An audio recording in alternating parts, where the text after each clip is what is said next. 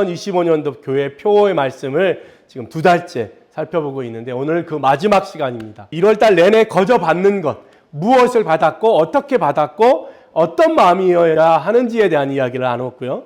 2월달 한 달 내내 거저 주라, 시선의 변화가 있어야 되고 그 다음에 마음의 중심의 변화, 가진 나에게서 받을 너에게로 중심이 변화되어야 된다는 이야기를 했고요. 지난주에는 하나님의 나라를 이루기 위해서 우리가 회복하고 치유하고 도와주고 거저 주어야 된다. 나는 괜찮아, 나는 아니야 라고 말하지만 그 영혼이 힘들고 어려운 친구들이 있고 그래서 그것 때문에 선택을 어그러지게 계속하는 거예요. 그래서 벌어지는 일들이 많은 거예요. 그것을 어떻게 해요? 우리가 다가가서 거저 주라. 왜? 내가 죄인이었을 때 주님이 나를 고쳐주셨으니. 그래서 어떻게 사는 것이 어떤 모습이 진짜 하나님이 원래 우리를 만드셨을 때의 모습인지를 알기 때문에 가서 고쳐줘라, 낫게 해라, 이렇게 거저주자 이런 얘기를 했어요. 제가 전에 읽었던 책이 있는데 자크 엘룰이라고 하는 프랑스 사상가가 있는데 이 사람은 법 철학자이고 사회학자이고 신학자예요. 이분이 어떻게 얘기했냐면 돈에 대한 얘기를 하면서 이렇게 얘기했어요. 돈은 성경에서 만몬이다. 돈의 신을 만몬이라고 하는데 사람들이 돈을 우상으로 여긴다는 거죠. 그죠? 그러면서 그러면 우리가 이 돈을 어떻게 쓸까? 어떻게 써야 우상 만몬으로 섬기지 않고 잘 쓸 수 있을까? 이 자크 엘룰이라는 사람이 이렇게 말해요. 돈을 가장 이 우상이 싫어하는 것, 우상은 어떻게 돈을 섬겨야 되잖아요. 싫어하는데 가장 우상스럽지 않고 정말 돈을 가장 가치 있게 쓰는 건 뭐냐면 우상은 어떻게 해요? 막 섬기잖아요. 와, 신, 와 정말 만몬 신, 돈이 최고야. 돈이 당신 돈, 당신이 최고입니다. 이렇게 해야 되는데 그 반대의 제일 끝에 있는 게 뭐냐면 내다 버리는 거라는 거예요. 돈을 그냥 버리는, 그게 뭐예요? 돈이 무가치하다고 생각하는. 돈을 우리가 쓰레기를 버린다 하잖아요. 왜 그래요? 가치가 없기 때문이잖아요. 돈을 버리라는 거예요. 돈을 어떻게 버리냐? 돈을 그랬더니 기부를 하면 된다는 거예요. 누군가에게 거저 주면 가장 돈을 만몬스럽지 않게 쓸 수 있는 방법이라 기부하는 거예요. 그러니까 돈을 어떻게 해요? 대가 없이 막 줘버리는 거예요. 그게 뭐예요? 돈을 별로 중요하게 여기지 않는 거예요. 내 거를 그냥 주는 거예요. 대가도 필요 없어. 너 가져. 너 가져. 그게 어떻게 해요?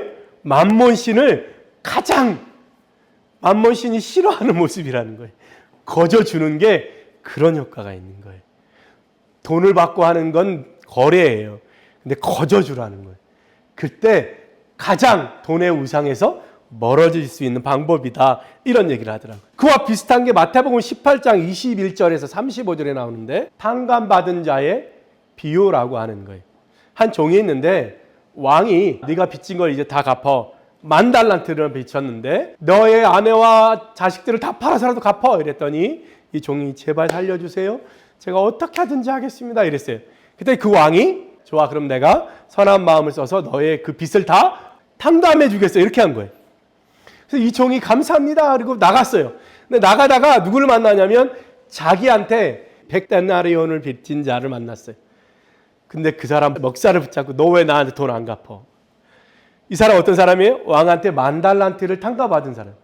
근데 자기한테 100데나리온을 별로 안 되는 돈을 빌린 사람을 붙들고 왜 안 갚냐고 시비를 걸었어요. 그때 그 사람이 미안하다고 갚겠다고 그랬더니 이 사람이 아니라고, 너는 감옥에 가야 된다. 그리고 감옥에다 집어넣어요. 이 이야기를 지켜보던 사람들이 왕한테 가서 일렀어요. 그 사람이 그렇게 하더라. 왕이 다시 불렀어요. 어떻게 내가 10,000달란트나 탕감해 줬는데 너에게 100데나리온 빌린 사람을 그렇게 할 수 있느냐. 왕이 화가 나서 그걸 다 갚을 때까지 이 사람을 감옥에 집어넣어라 이렇게 했어요. 왜? 거저 받았는데 거저 주지 못하면 이런 일이 벌어져. 그렇죠? 내가 받은 것을 가치 있게 함께 나누지 못하면 이렇게 된다는 거예요. 물론 성경 본문에는 용서에 대한 이야기를 하다가 이 비유가 들어있긴 하지만 비슷한 것 같아요. 그죠? 여러분, 거저 준다는 게 그저 얕은 의미가 아니라 곱씹을수록 깊은 의미예요. 거저 주는 건 곧 내 것이 손해보는 것, 빼앗기는 게 아니라 나를 더 풍성하게 한다는 사실을 기억했으면 좋겠습니다. 오늘 말씀에 10장 1절로 15절에 있는 말씀 우리가 계속 보고 있는데 10장 1절에 더러운 귀신을 쫓아내며 모든 병과 모든 약한 것을 고치는 권능을 주시니라. 예수님이 뭘 거저받고 거저주라고 했냐면 더러운 귀신을 쫓아내고 모든 병과 약한 것을 고치는 권능을 주었대요. 그리고 8절에 병든 자를 고치며 죽은 자를 살리며 나병한 자를 깨끗하게 하며 귀신을 쫓아내라. 그것이 너희가 할 일이다. 이렇게 말씀하시는 거예요. 그렇죠? 이러한 권능을 우리에게 주셨다는 거예요. 이러한 권능. 우리가 받은 게 그거라는 거예요. 그렇죠? 근데 우리가 막 가서 사람을 살리고 이럴 수는 없잖아요. 자, 우리 그걸 보자고요. 예수님의 3대 사역이 있어요. 하나님의 나라를 전하고 천국을 전파하고 가르치시고 치유하신 거, 치유하신 거. 이 세 가지. 우리도 같은 거겠죠, 그죠? 이 세 가지. 근데 어떻게 하면 이것을 할 수 있을까? 어떻게 하면 우리가 병 고치고, 어떻게 하면 우리가 죽은 자를 살리고, 어떻게 하면 우리가 나병환지를 깨끗하게 할 수 있을까? 요한복음 2장 13절로 22절에 보면 예수님이 예루살렘의 성전에 들어가서 성전에서 물건을 사고 파는 사람들의 상을 둘러엎으시고 그들을 야단치시는 장면이 나와요. 그러면서 예수님 뭐라고 말씀하시냐면 2장 16절에 내 아버지의 집으로 장사하는 집을 만들지 말라. 내 아버지의 집으로 장사하는 집을 만들지 말라는 거예요. 장사하는 게 나쁘다는 게 아니에요. 여기서 예루살렘 성 안에서 벌어지고 있는 이 일에 대해서 얘기하는 거예요. 그러면서 17절에는 뭐라고 얘기하냐면 주의 전을 사모하는 열심이 나를 삼키리라. 이렇게. 이거를 조금 더 넓은 의미로 바라보면 이런 거예요. 장사하는 곳으로, 그렇죠? 매매하는 곳으로 주고 사고 파는 거예요. 1대1이요. 계산적인 거지. 계산적인 거. 그죠? 거기다가 이 당시에는 비리가 이 안에 같이 있었어요. 그러니까 뭐예요? 정당하게 사고 파는 것도 아니고 거기에 악과 죄가 같이 있었다는 거예요. 지금 우리 말씀에 비춰보면 뭐예요? 이 세상을 살 때 너희가 매매하는 곳이 되어서는 안 되는 거예요. 하나님의 나라는 주고받는 거, 1대1로 주고받는 게 죄가 아니라 그 속에서 어떻게 해요? 악이 발생하는 거예요. 더 남기기 위해서 속여 팔기도 하고 없는 것을 있다고도 하고 그래서 이 세상이 어떻게 해요? 불평등이 발생하고 억울하고 가난한 사람들이 생기고 빈부격차가 생기는 이 온 세계에 있는 전쟁을 준비하기 위한 무기를 구입하는 비용이면 온 세계 사람들이 다 잘 먹고 잘 살 수 있어요. 매매하는 것을 만들지 마라. 주님이 그렇게 말씀하세요. 마태복음 21장 12절로 13절에도 같은 장면인데 성전 안에서 매매하는 것을 돈 바꾸는 사람들의 상을 예수님이 둘러엎어요.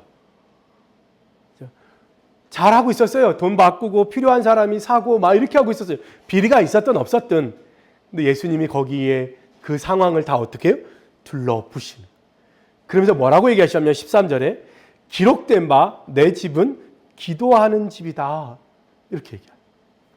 내 집은 어떤 집이요? 기도하는 집이다. 근데 너희가 강도의 소굴을 만드는도다. 이렇게 얘기하세요. 이거를 지금 우리 말씀에 비춰보면 어떻게 해요? 이 세상을 예수님이 어떻게 만들었어요? 에덴 동산처럼 하나님의 집으로 만든 거예요. 그렇죠? 거기에는 사고 파는 게 없었어요. 그냥 계절 따라 열매가 저절로 맺었어요. 근데 죄악으로 인해서 어떻게 해요? 땀을 흘려야 열매를 얻을 수 있게 된 거예요. 그리고 시간이 흐를수록 그것에서 더해서 어떻게 해요? 서로가 서로를 속이고 돈이라고 하는 지폐라고 하는 교환 수단이 생기면서 어떻게 해요? 긁어 모으기를 시작해서 저장하기 시작. 그전에는 어떻게 했어요? 바다에서 물고기를 잡으면 그날 안에 다 먹어야 돼요. 왜냐하면 안 먹으면 다 상해서 버려야 돼요. 그러니까 팔다가 남은 거 어떻게 해요? 지나가다가 집 근처에 있는 친구와 이웃들에게 다 나눠줬어요. 내가 밭에 아무리 호박을 많이 심어도 그것을 혼자 다 먹을 수 없어요. 그러니까 어떻게 해요? 지나가다가 가난하고 없는 사람들 다 먹도록 자유롭게 개방했어요.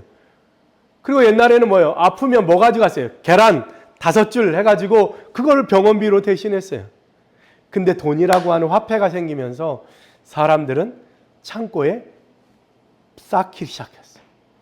쌌다 쌀 데가 없으니까 어떻게 해요? 은행을 만들어서 숫자만 기록하면 돼요.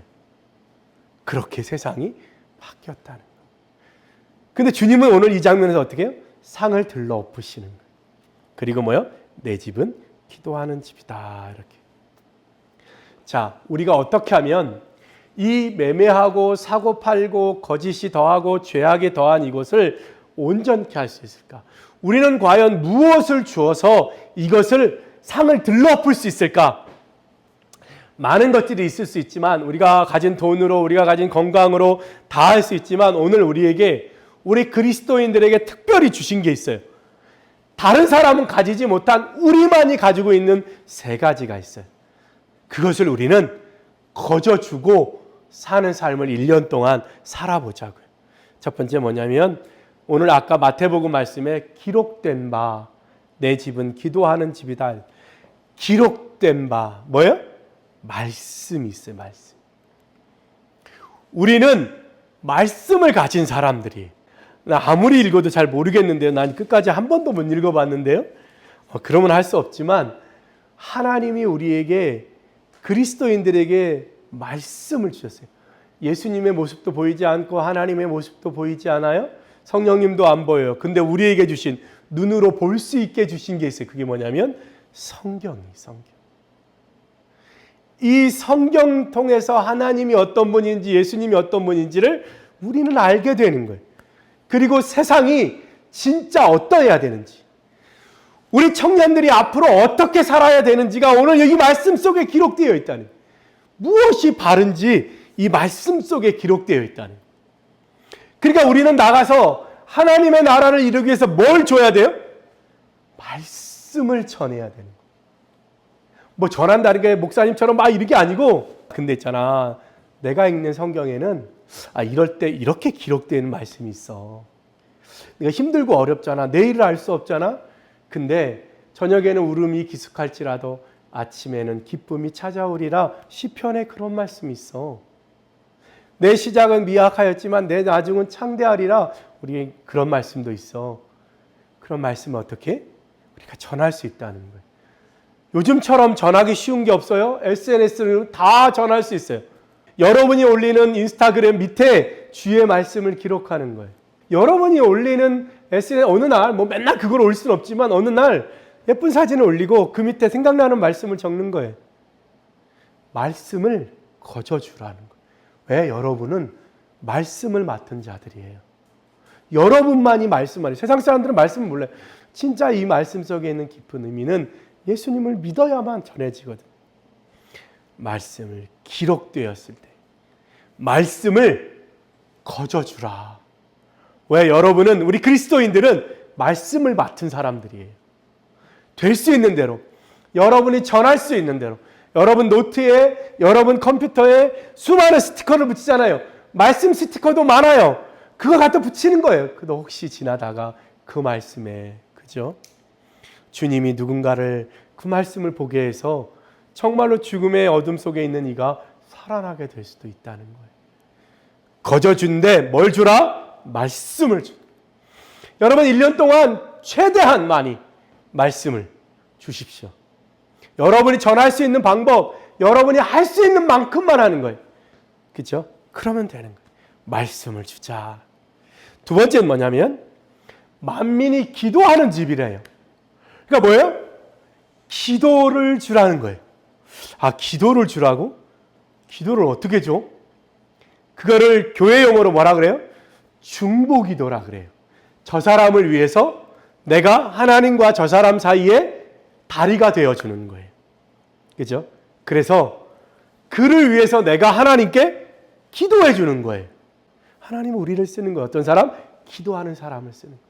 저 사람한테 내가 도움이 필요하면 그 사람을 위해서 기도하는 거예요. 저 사람을 돕고 싶으면 내가 오늘 그 사람을 위해서 기도하면 되는 거예요. 기도가 우리가 거저주어야 할 거라는 거예요. 거저주어야 할 거. 회복을 위해서 기도하고요. 그를 위해서 기도하고 그리고 능력의 기도로 그를 위해서 응원하는 거예요. 그럴 때 하나님이 여러분을 돕고 여러분이 그를 도울 수 있는 힘을 주시는 거예요. 특별히 우리가 기도할 때 기억해야 될 게 있어요. 그게 뭐냐면 조명이라고 하는 단어가 있어요. 조명가게, 조명시설, 이럴 때 일루미네이션이라고 하잖아요. 그 조명이라는 단어를 신학에서 쓰는데 그게 뭐냐면 성령이 여러분의 눈에 빛을 비춰서 여러분이 읽고 있는 것을 깨닫게 하시는 거. 그걸 조명한다 그래요. 어떤 일을 볼 때 그것의 깊은 의미를 알 수 있도록 성령이 우리에게 비춰주신다 할 때 조명이라는 단어를 써요. 비춘다는 단어예요. 우리가 기도할 때 하나님, 저 사람의 눈을 열어서 빛을 비춰주세요. 그거예요. 저 사람의 눈을 열어서 저 사람이 처한 상황에서 벗어날 수 있는 길이 보여지게 해주세요. 조명이 빛을 비추어 주세요. 그것을 위해서 기도하는 거예요. 하나님, 호주에 가는데 험한 사람, 사기꾼들, 그런 사람 만나지 않고 선한 이들, 도울 수 있는 사람들을 볼 수 있는 눈을 열어주세요. 힘든 직장, 힘든 식당, 힘든 주인 만나지 않게 선한 식당을 볼 수 있는 눈을 열어주세요. 조명, 일루미네이션이. 그것을 위해서 우리가 뭐요? 기도하라는 거예요. 조명이. 하나님, 우리 민이가 내일을 위해서 고민한다는 어디로 가야 될지 그 눈을 열어주세요. 그게 기도하는. 우리가 할 수 있는 건 뭐예요? 기도예요. 특별히 그 기도의 내용에 조명이 있어야 돼요. 일루미네이션.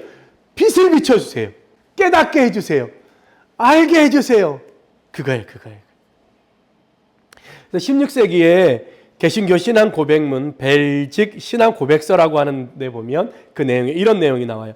이 위대한 지식을 얻기 위해 성령께서 올바른 믿음을 우리 마음 안에 불 붙여 주셔야 함을 믿습니다. 그러니까 우리 마음에 불 붙이는 것도 누가? 성령이 하시는 거예요. 성령님, 우리 아이들에게 하나님의 옳은 길을 선택할 수 있는 눈을 열어주세요. 주변에서 아무리 여기가 맞다고 하지만 다른 사람 다 넓은 길로 들어가지만 우리 청년들은 의의 좁은 길로 가게 해주세요. 다른 친구들 다 먹고 놀고 뭐 취직은 아무 데나 하면 되지라고 할 때처럼 고민하게 해주세요. 쉬운 취직 자리보다 힘들지만 어떻게 해요? 정말로 나의 미래, 나의 삶에 의미 있는 일들을 일루미네이션. 우리의 기도의 주제는 그거예요. 하나님, 빛을 비춰주세요. 우리가 그에게 다가가 어떻게 할 수는 없지만 빛을 비춰주세요. 저 멀리 있는 선교사님의 아들, 딸 정말 힘들게 공부하고 있는데 주님, 빛을 비춰주세요. 주님 도와주세요. 멀리 있지만 기도로 우리가 조명에 관하여 기도해야 된다. 그것을 거저주자는 거예요. 말씀을 거저주고요. 그 다음에 기도를 거저주. 왜냐하면 그거는 우리밖에 줄 수가 없어요. 우리가 다른 사람들이 더 많아요. 그죠? 근데 우리는 기도할 수 있고 우리는 말씀을 가졌어요. 마지막 하나는 뭐냐면 신앙 공동체예요. 우리가 줄 수 있는 건 뭐냐면 교회예요. 에클레시아. 우리는 교회를 줄 수 있어요. 교회 공동체를 소개할 수 있고 교회 공동체가 가진 힘을 함께 나눌 수 있어요. 혼자서는 할 수 없지만 우리 믿음의 식구들이 마음을 합치면 함께 할 수 있어요. 사도행전에 보면 성령이 임하고 초대교회, 처음 교회가 시작될 때 뭐 했냐면 나누었어요. 성령을 받고 교회 공동체가 다 같이 경제 공동체인 거예요. 다 같이 나누었어요. 교회 공동체가 줄 수 있는 게 엄청나게 커요. 그죠? 특히나 이 개인주의화되고 1인 가족이 늘어나는 지금 이때에, 그죠? 우리 교회가 왜 좋아요? 집밥이 있어서 좋잖아요. 그죠? 어디 가서 이렇게 여러 사람이 모여서 기분 좋게. 그래서 선교사님 가정들이 오면 너무 좋아하는 거잖아요. 이런 모임, 서로 같이 웃고 서로 같이 대접하고 정말 훌륭한 음식으로 같이 나누니까 최고 행복하죠. 이때만 기다리죠. 그죠? 그런 거예요. 공동체의 힘이 있어요. 특히 이 교회의 힘은 왜 그래요? 인류 역사상 2000년 동안 만들어지고 사라지고 수많은 위대한 가문이 나왔지만 500년을 넘기기 어려워요. 그런데 교회는 2000년 동안 견고하게 이어져. 교회를 없애려고 하는 수많은 시도가 있었지만 절대 사라지지 않은 기관이에요. 성령이 만든 기관이죠. 그죠? 우리가 줄 수 있는 것 세 번째는 뭐냐면 교회 공동체. 이 힘, 이 같이 나누는, 이 함께하는 마음. 교회 공동체가 주는 힘이 있어요. 그걸 우리가 거저 주자는 거예요. 거저 주자는 거예요. 결론을 맺습니다. 우리는 2025년 거저받아 거저주는 해요. 내가 가진 게 없다고 그런 사람은 없어요. I see you, I will see you. 나는 너를 본다. 나는 너를 다시 자세히 볼 것이다.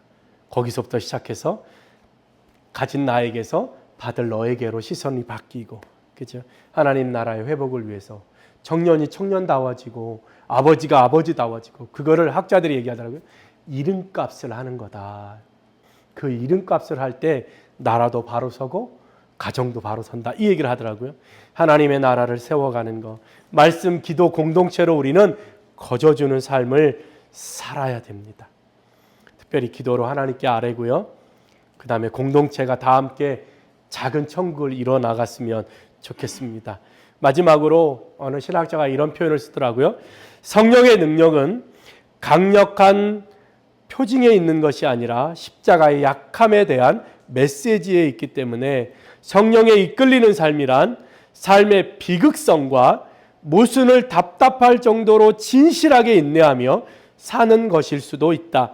성령의 사역은 방언과 기적과 치유 같은 초자연적 현상뿐만 아니라 일상에서 비효율성과 무능함으로도 드러날 수 있다. 성령으로 잉태된 예수님도 비현실성이라는 이유로 제자들과 갈등하다가 배신을 당하였다.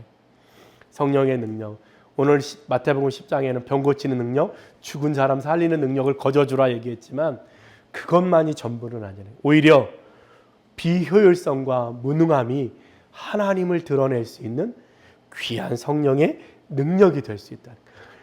가지고 긁어 모아도 모자란 세대에 어떻게 남을 돕고 남에게 퍼주냐, 그건 너무나 비효율적으로 자기에게 중심되지 않는다. 거저주는 거 행복한 일이에요. 주님 앞에 섰을 때 남는 장사. 할렐루야. 이제 여러분의 삶을 진심으로 축복하고 2025년 우리 거저줍시다. 나만 살기 위해 급급한 세상에 그래도 누군가에게 손 내밀 수 있는 그리스도인, 특별히 말씀과 기도와 교회 공동체 함께 나누는 여러분들 되시기를 예수님의 이름으로 축복합니다. 기도하겠습니다.